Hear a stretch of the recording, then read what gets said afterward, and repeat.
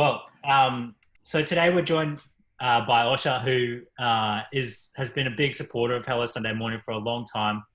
Have known you for a few years now, Yeah. and have really connected with you and your story, particularly around your relationship with alcohol and your history around that.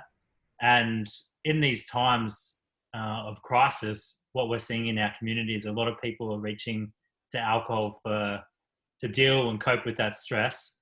And so Mhm. I thought it'd be really great to have a chat with you about your own relationship with alcohol, how you went through a process of change, and how you're kind of coping with the stresses as they are today. So Sure. maybe let's, as a bit of background for those in our community that haven't heard your story specifically around your relationship with alcohol, how that has evolved over the last couple of decades. Right. So I've been sober since I've had a drink since March the 14th, 2010. So I just got 10 years under the belt. Congratulations. Uh, yeah. Well, look, it really is, and this is the thing that I would tell anybody. It truly, really is a day at a time. Sometimes half a day at a time, sometimes an hour at a time, sometimes 5 minutes at a time. And that's really, really the key to all of it. I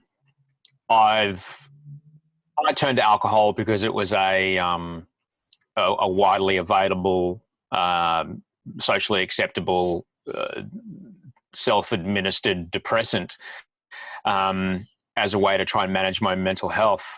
Turns out, I needed a lot more and more and more and more and more and more and more to start to feel anywhere near normal. And eventually the dosage that I required was utterly unsustainable.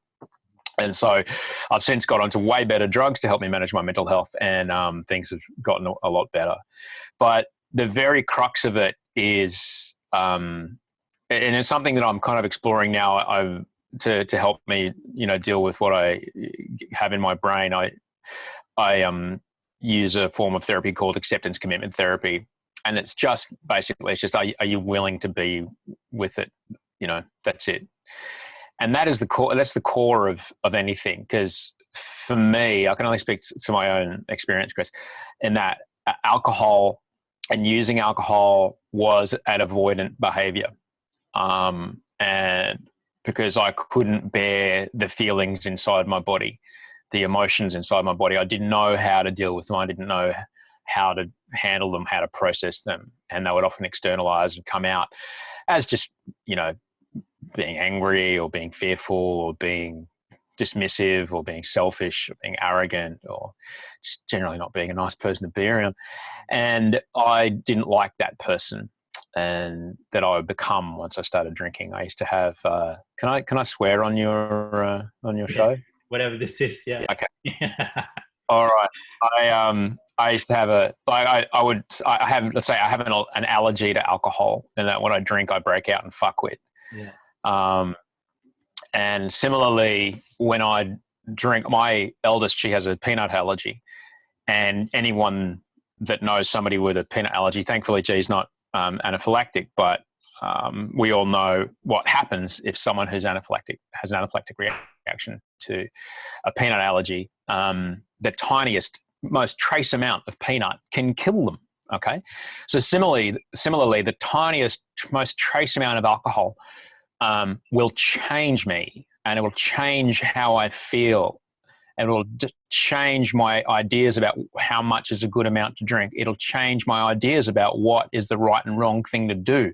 It'll change how I feel fundamentally about my moral compass around ways to behave towards and around other people. And I just become somebody else that I truly don't like. And that is what happens. I'm unable to control it until the next day when I would wake up and go, what the fuck did I do? Why did I say that to that person? Why did I do that to that person? Why did I behave that way? And the way through that, the way you get 10 years up is to just, be willing to be with that. It's uncomfortable and it's not my line, but to accept the things you cannot change and have the courage to change the things you can. Well, the list of things that we can change is getting exhaustively smaller every single day. The list of things that we cannot change is just overwhelming at the moment for this time in history. You and I cannot control governmental policy on social distancing. We cannot control how, the government is, whether they're prioritizing the health of the community versus the economic health of the country. We can't control those things. We don't work in politics. We can't control those things. I just have to accept that they are happening. I cannot like it. I have to just be willing to be with how uncomfortable it is for today. That's it, just today. Because it might not be the same thing tomorrow. If this experience has taught us anything, is that, I can't remember when we caught up for a coffee, it was in January or something like that. If I said to you, hey man, in 10 weeks, we're going to be having a video call in our homes because it's illegal for us to meet outside because there's a virus that we could be asymptomatic and it could kill people that we love by being around them. And so we have to stay apart for, who knows, maybe a year. You'd be like, get out of here. We don't know what's going to change. We don't know what tomorrow brings. All we can do is what's within our power. And within our power right now is to just, am I strong enough to be with how unfortunate and how uncomfortable and how weird this all is today? Just today? Yeah, I am. If today's too much, just this next hour, it's 3:15 in the afternoon when we're doing this. Can I get to 4 p.m. by just being with this, without getting online, without gambling, without buying something I don't need, without drinking, without using, without having meaningless sex with someone, without just doing anything to just escape from how uncomfortable it is? Can I just be with how uncomfortable this is for 45 more minutes? Yep. And then when 4 o'clock comes around, it's like, all right, can I get to dinner time? Can I get to dinner time without avoiding? Can I just be with this? And by just being willing to be with it, it's the same thing like when you go to the gym, all right? Whether or not you go to the gym, I'm sure you're aware of how things work, is that by providing resistance, your body then gets stronger to then overcome that resistance. At first, you might only be able to lift 5 kilos, but if you do that enough times, a week later, you'll be able to lift 7. And then you do it enough times, a week later, you can lift 10 because your body is adapting to the resistance. Similarly, it sucks being in acceptance of things you can't control. It's the worst. And yet tomorrow you wake up and you go, okay, that thing's still here. Not as bad as it was. And then you just do that every day. That's it. That's really all there is. But there are so many things we can control in this situation, Chris, really. And having that internal locus of control is so important in these times because, I can't control how long it takes to get onto the Centrelink website. I can't control, whether or not the bank's going to give me a break on my mortgage. I can't control any of those things. I can control what I eat today. I can control how much I exercise. I can control how many people I pick up the phone and actually talk to, not just text. I can control, in this extraordinary time in history, I can FaceTime my brother who lives in America. I can control how often I do that. I can control what I read. I can control how often I sit on social media. I can control what intake I'm putting of information into my body. I can control what I am to my neighbors. Have I gone out and said hello today? Have I, dropped them off a spare roll of toilet paper? Have I asked them how they're doing? Have I asked them if they need to know anything, if they need anything? I can control all those things. And then soon enough, you're like, well, you know what? I've got a lot more control over my immediate life than my brain was trying to tell me. I don't need to escape this. I'm comfortable here. So I don't need to drink to escape it. It's okay. It's okay. There's something really powerful about that message. I'm finding a lot of the conversations we're having with media, they're like, what are the things that you can do or control, to exercise and, or these, like, here are the tips that you can go about doing it. But there's something in what you're saying around sitting with oneself and listening to that discomfort. And And I imagine, as you started to get sober and now through your sober life, that come to the fore, that when you choose to not drink, you feel something, or you're engaged with something, that you accept. And what is that thing? What is the... Well, it's not my line. It belongs to an extraordinary psychologist by the name of Susan David. And her line is, uncomfortable feelings are the price of admission to a meaningful life. That's great. And it's true. I'm going to get pretty deep here, man. Look at, like, I personally, in my heart, I believe that our emotional experience and our experience in the world mirrors the fundamental laws of physics, in that there are positives, there are negatives, and everything strives to come back to balance. Okay. So there is a certain amount of one energy, there will be an equal and opposite amount of the other energy to try and bring it back to balance. A high pressure system tries to get to a low pressure system, and it oscillates back and forth until you reach something called diffusion, where, essentially the fart fills the room equally. To think of it like a gas will diffuse into the room until the volume contains equal amounts of it. Okay. So similarly, you can't have happiness, you can't have joy, you can't have elation without sadness, without despair, without foreboding, horror, and the feeling of, uncertainty. You can't have certainty without the feeling of uncertainty. Like, that's the price you pay. That's the price we pay. You can't feel love without also feeling the incredible pain of the potential loss of that love, which is, anyone who knows, before they commit to a relationship, before they get married, whatever, like, it's just as scary. But what if she leaves me? What if he leaves me? What if they don't love me anymore? I am trusting that but that's what makes the love part so amazing. All right. Similarly, the happy, the joy, the elation, those things are what they are, because there's often sadness and despair and depression.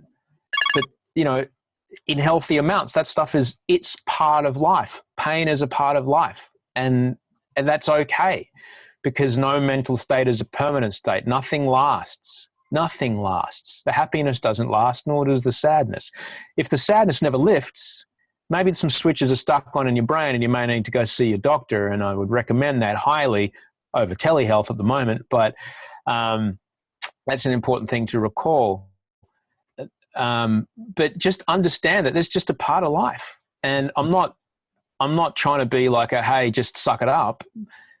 Joy and happiness and love and elation and excitement and togetherness, they're also a part of life, as are loneliness and sadness and, fear.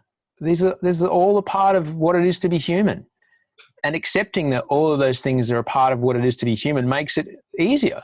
So, okay, I'm afraid. I don't know if I'm going to, we've stopped production at the moment. So I'm like, will I have a job by the end of the year? I don't know. Is that frightening? Yep. Am I willing to be with how frightening it is? Yep. Can I do anything about it today? Not a thing. What can I do? I can change a baby's nappy. I can take the dogs for a walk. I can clean up my filthy office, which is hidden behind a backdrop right now. I can do all kinds of things that are within my control. And all those things help me not want to escape, because, how do I put this? If you escape into drinking or taking drugs or gambling or online shopping or social media, whatever, all you're doing is putting that uncomfortable emotion, you're putting it in a Ziploc bag inside the microwave, and you're leaving the microwave on while you walk out of the room. Okay? It's going to keep cooking, because as soon as you're done with whatever escape you're doing, that feeling, it's ready to pop, because you've just turned your back on it for a second, but as soon as you look back to it, it'll be bigger and scarier. But if you are willing to just be with it and let it pass over you and through you, and be with how uncomfortable it is, when it's gone, you're like, okay, that was shit, but I'm okay again. I'm okay now. I feel all right. what can I do for somebody else? And, you know, that's really it. I'm just ranting here because I'm having a cup of tea and enjoying it. You asked me 2 questions and it's been like 20 minutes. One of the experiences that our members often have with their families is they've often either their partner or their family are big drinkers and they're trying to change, or they're the big drinkers in the family and really rely on alcohol, and their family like, you know, why don't you just change this? And they're really struggling to make that change. And now we're all with our families, whatever that means, and our immediate families, and those pressures are really magnified. What's been your experience in, and even following getting sober, with working with those that you love and being able to have a conversation around how your brain works, what the cycles are, how you deal with life, and what has been things that have really worked for you in working with those that you love? Look, I'm just really open and honest about it, all right? So let's change it out and say, I don't know, say I've got a busted back, okay? And say, listen, Chris, my back's busted, okay? So I can stand around with you and talk probably for about 10 minutes, but then I have to sit down, all right? Because it gets really painful for me. No one's going to have a problem with that. They'll be like, oh yeah, there was a snowboarding accident and he hurt his back. I didn't, but you know, just whatever it was. Oh, he had a car crash or something, or he slipped at work or whatever. So he has to sit down after 10 minutes. Okay, that's fine. So similarly, just very matter of factly, I'll just be like, listen, you know, I'm a terrible alcoholic. I'm usually okay around other people until they have about 4 drinks. And then I just, where did he go? Where'd he go? I vanish. Yeah. I just phantom. I don't even say goodbye. And, you know, I generally avoid situations where there's a lot of alcohol, mainly for that reason. Because people are okay, but after about 4 drinks, people start to say the same thing over and over and over again. And I just can't deal with it. So I just vanish. But yeah, I'm really honest and I'm really open. And I say, listen, you know, this is my personal story. It makes me very uncomfortable to be around when this kind of drinking's going on. If you want to drink like that, that's fine, but I'm going to be in the other room. And that's just it. You know, it's not that I don't think you're a great person. I think you're a great person, but I just can't be around it right now. I'll see you when you're done. That's it. And has it been with, you know, with your beautiful family that you have, how's it been with them around really what makes you unique? Like, you have this incredible perspective. Like, you're a very intense person. There's no doubt about it. You think deeply about what's going on in the world, and you're very engaged in it. And I get that sense that you really care a lot and very sensitive to what's happening in the world. And I imagine that has a real cost on your life and who you are. You don't just kind of bumble through life. You really have this deliberate way of living. How do you navigate that space with your family? It's very tough on Audrey, my wife. Unfortunately, as you probably gathered from this conversation, there's no light-hearted chat. Yeah. I tend to cut, which is why I think my podcast is what it is, because I just cut straight to it and I'll just get like, hi, how are you? Tell me about what happened when you were a kid. Yeah. You know, well, right into it. It can be really tough on Audrey, and I'm very grateful to her when she's verbal enough to say, I need to like maybe not talk about this for a little while, because it's all we've been talking about. Yeah. Finding places for that intensity in my life to escape in other ways is very important. So training is a very important part of my day. I don't necessarily train for any kind of physical result. I'll take them if they show up, but it's really much more about making sure that serotonin, dopamine, and norepinephrine start pumping through my body, because when those hormones are at elevated levels, it's easier for me to change mood states and easier for me to challenge thinking. When they're low, it's very hard for me, and I get stuck in rigidity of thinking, and I get stuck in like, this idea is the only idea. How dare you challenge me? And it can be really tough on my wife and kids. The youngest one doesn't know yet, but the oldest one, she's 16, so she, definitely is a yeah. It can be a punish, yeah. So yeah, I guess that's, I do rely on Audrey a bit to raise a flag, because I sometimes don't know, and it's hard for me to be self-aware of, because I'm often in it, so I can't really tell. I do exactly the same thing, and I mean, what have you learned to? Does Audrey literally say, "I'm raising a flag," and you go, it switches you out? Do you have symbols or way of communicating that? Because no, she just says, like, I can't fucking talk about climate again today. Okay. Okay, honey. It's fair enough, because I can get about it. I was like, I don't want to fucking talk about coronavirus again. Can we talk about the cupboards? Okay, we'll talk about the cupboards. So yeah, I do.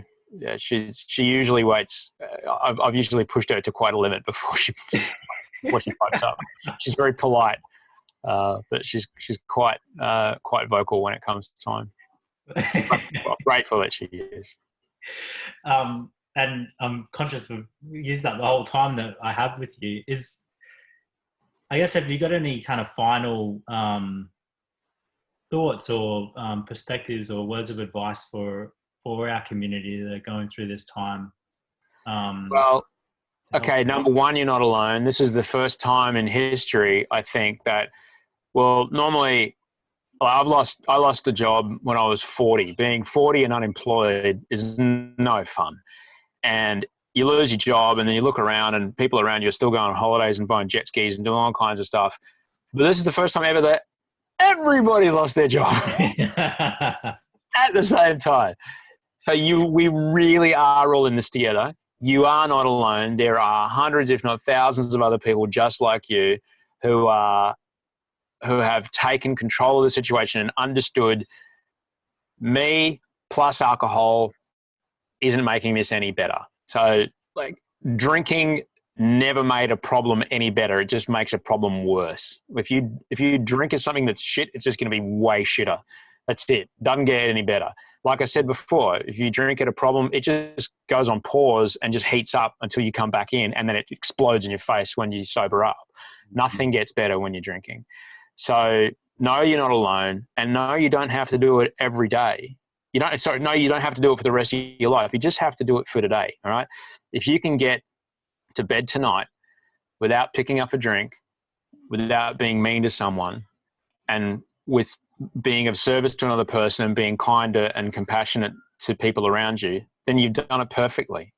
You've done it perfectly. Go to bed, you win. Gold medal today. See you tomorrow. That's really all it is. You just got to break it down, and try to have some routine. Try to have, if you're able to, we've got a newborn, well, I guess he's an infant by now, he's 7 months old, but routine is, teeth are coming through. It's just all over the place. So it's a bit hard to have some routine, but if you don't have a baby in your life, routine is really important. Get out of bed at the same time, take a shower or do something, but get into going out clothes, going into clothes that you would wear to leave the house. All right. Then whatever it is you're working on, if you're not working from home, if you're not able to work from home, write something, talk to somebody, do something around the house, cook something nutritious, like have a routine. What's the exercise you're going to do today? And just tick it off every day. Just do something. And then, make sure you connect with another human being. Call someone, pick up the phone, talk to someone who might be doing a little tougher than you. And because that's also a really important part of it. Ask someone else how their day was. Let them tell you, oh, my kid's this, my dog's that, my bloody everything. And just be there for them, because that helps you get out of their own head, and it helps them. Because as we're rapidly finding out, this whole thing we've been conditioned to believe this whole time about buying something makes you feel better. Well, we can't bloody go out and buy anything, can we? So we're just kind of stuck. You know what actually makes you feel better? Helping another person. That is how we as humans survived. That's how we created a community. That's how we helped each other to become the dominant species on the planet.